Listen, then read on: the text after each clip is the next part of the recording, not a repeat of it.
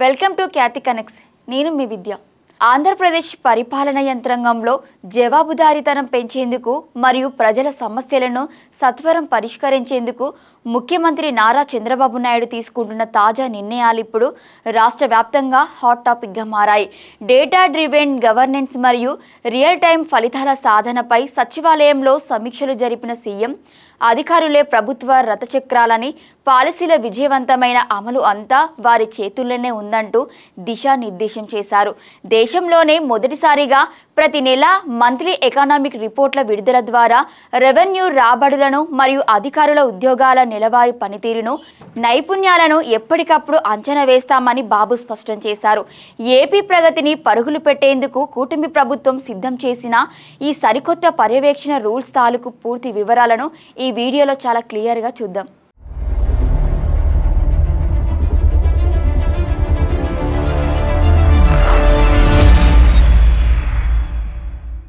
ఏ ప్రభుత్వంలోనైనా పాలసీలను క్షేత్రస్థాయిలోకి తీసుకెళ్లే ప్రజలకు చేర్చడంలో అధికారులే అత్యంత కీలకమైన అంగాలుగా కనిపిస్తారు. ఒక విధంగా చూస్తే ప్రభుత్వం అంటే వారే అని చెప్పవచ్చు. పాలకుల నిర్ణయాలు విజయవంతమై మంచి పేరు రావాలన్నా లేదా వైఫల్యాలు ఎదురవ్వాలన్నా అధికారుల అమలు తీరే ప్రధాన కారణమవుతోంది. ఈ విషయాన్ని గమనంలో ఉంచుకొని ముఖ్యమంత్రి చంద్రబాబు నాయుడు అధికార యంత్రాంగానికి గట్టి టాస్కులు ఇచ్చారు. డేటా డ్రివెన్ గవర్నెన్స్తో రియల్ టైం రిజల్ట్స్ సాధించడమే కూటమి ప్రభుత్వ ప్రధాన లక్ష్యమని ఆయన స్పష్టం చేశారు. ప్రతి నెల విడుదల చేసే నెలవారీ ఆర్థిక నివేదికల ద్వారా రెవెన్యూ రాబడులను కాకుండా రాష్ట్ర పురోగతి కోసం ప్రభుత్వ శాఖలు ఎలా పనిచేస్తున్నాయనేది రియల్ టైంలో ట్రాక్ చేస్తామన్నారు. ఇకపై అధికారులు, ఉద్యోగులు కేవలం ఆఫీసులకే పరిమితం కాకుండా ప్రతి నెలవారీ పనితీరును, నైపుణ్యాలను ఎప్పటికప్పుడు అంచనా వేసుకుంటూ ముందుకు వెళ్తామని సీఎం ప్రకటించడం ఉద్యోగ వర్గాల్లో చర్చనీయాంశంగా మారింది. అధికారులు వినూత్న ఆలోచనలతోనే సుపరిపాలనను క్షేత్రస్థాయికి తీసుకెళ్లాలని ఆయన కోరారు. ఒక మంచి అధికారి సమస్యలను పరిష్కరిస్తే అద్భుతంగా పనిచేసినట్లు లెక్క అని చెప్తూనే అసలు ఈ సమస్యలనేవి తలెత్తకుండా చూడాలనే కోణంలో అధికారులు అంతా లక్ష్యంగా చేసుకొని పనిచేయాలని చంద్రబాబు కోరారు. ముందు చూపుతో అంతా పనిచేస్తేనే మెరుగైన పాలనను, అనుకున్న ఫలితాలను ప్రజలకు అందించగలమని బాబు నొక్కి చెప్పారు. పరిపాలనను మరింత సులభతరం చేసే క్రమంలో అధికారులు అద్భుతం అనిపించుకోవాలని ముఖ్యమంత్రి చంద్రబాబు కోరారు. ఉన్నతాధికారులు కేవలం సెక్రటేరియట్ లేదా జిల్లా కార్యాలయాలకే పరిమితం కాకుండా ఎప్పటికప్పుడు క్షేత్రస్థాయిలోనూ పర్యటించాలని సూచించారు.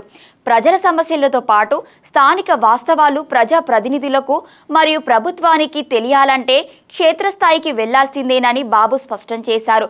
దీనివల్ల గ్రౌండ్ లెవెల్లో సిబ్బంది పనితీరు ఎలా ఉంది, సంక్షేమ మరియు అభివృద్ధి ఫలాలు ప్రజలకు ఏ మేరకు చేరుతున్నాయనే విషయాలపై ఒక స్పష్టత వస్తుందని ప్రభుత్వం భావిస్తోంది. దేశంలోనే మొదటిసారిగా ప్రవేశపెడుతున్న ఈ మంత్లీ ఎకనామిక్ రిపోర్ట్ల విధానం ద్వారా ప్రభుత్వానికి మరియు అధికార యంత్రాంగానికి మధ్య నిరంతర సమన్వయం ఏర్పడుతుందని చంద్రబాబు ధీమా వ్యక్తం చేశారు.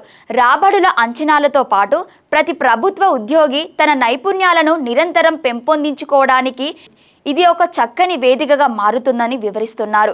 సాంకేతికతను వాడుకుంటూనే హ్యూమన్ రిసోర్స్ను సరైన రీతిలో వినియోగించుకోవడం ద్వారా ఆంధ్రప్రదేశ్ రాష్ట్రాన్ని ప్రగతి పథంలో నడిపించవచ్చనేది కూటమి ప్రభుత్వ ప్రధాన వ్యూహంగా కనిపిస్తోంది. ఈ మొత్తం పరిణామాలను ఒక లోతైన కోణంలో విశ్లేషిస్తే చంద్రబాబు నాయుడు గారు ఆశిస్తున్న ఈ డేటా డ్రివెన్ సుపరిపాలన మరియు ప్రతి నెల ప్రదర్శించే ఆర్థిక నివేదికల విధానం వినడానికి అత్యంత పారదర్శకంగా మరియు ఆధునికంగా ఉంది. దీనివల్ల ప్రభుత్వ వ్యవస్థలో వేగం పెరుగుతుంది.